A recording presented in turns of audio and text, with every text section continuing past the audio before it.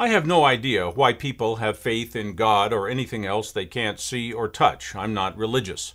But I've noticed that many people who subscribe to the supremacy and authority of God are starting to have a problem with the presumed supremacy and authority of government.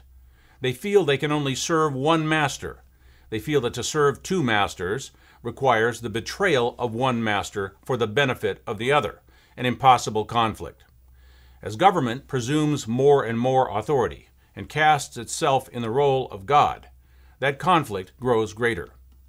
Our government now tortures, kidnaps, assassinates, engages in slave trade through taxation of wages and earnings, and puts innocent citizens in bondage of debt without their consent.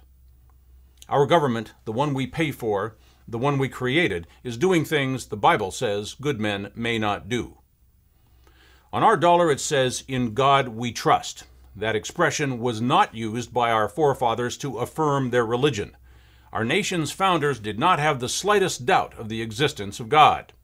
They put that expression on the money as a defiant declaration against King George III, that we choose to trust God and not any king or government. It meant that we recognize that God created man with unalienable rights, and man created government under him with no rights and limited authority. For government to assume any authority above man is inverted reasoning and false presumption. There's an example of government's false presumption right on this dollar bill. We are told this is money. It says dollar. I looked in an old law dictionary, and it said that a dollar is money measured in gold or silver. If it is not gold or silver, it is not money under the law. Well, the dollar is not gold or silver, nor is it backed by gold or silver. But it must have value of some kind. The Federal Reserve prints them, loans them out, and demands them back with interest. There must be some value there. Surely the Federal Reserve is not so greedy and criminal as to charge our government interest on something that has no value. Fortunately, the Federal Reserve did explain the fundamentals of its money a few years ago in a bulletin called Modern Money Mechanics. So let's see what the creator, lender, and owner of your dollar says about its value. In the United States, neither paper currency nor deposits have any value as commodities. That means that both your cash and your bank account have no intrinsic value. They are, in fact, worthless in legal, economic, and practical terms. The only reason that Federal Reserve notes can function at all as currency is, quote, the confidence people have that they will be able to exchange them for real goods and services. They're suggesting dollars are not even real. So even the Federal Reserve, the originator of our currency, has admitted that Federal Reserve notes have absolutely no value outside of our imaginations.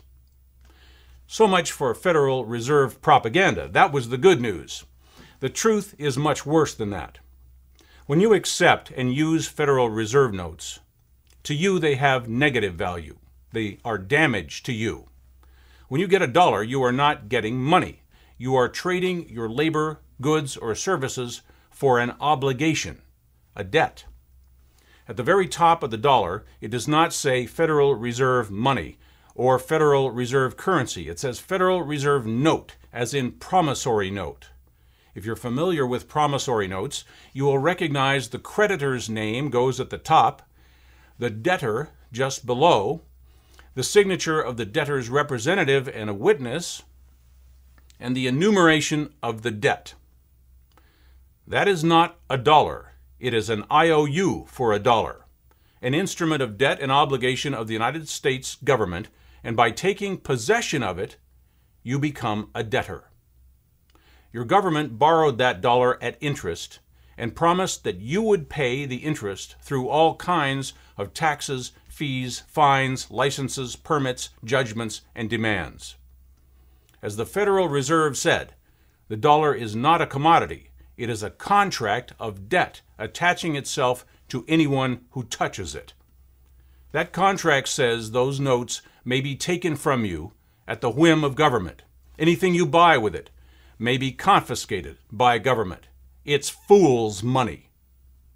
The Federal Reserve Note is the shackle and gun of the slave system known as fiat currency. The Federal Reserve banks have trapped our government into constantly begging for more and more loans and to push worthless debt notes on every American in a snowballing crisis of public debt and toxic currency.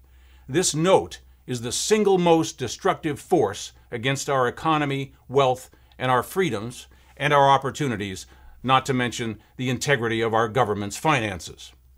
It is truly a system of bondage and economic suffocation. Most Americans are fully brainwashed to think this is money. The hour is late, and the problem is massive.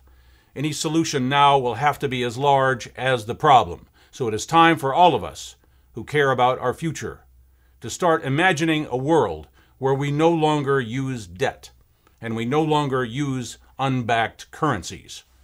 And most important of all, that we never again allow our government to borrow. I'm Jerry Day. This is Matrix News Network.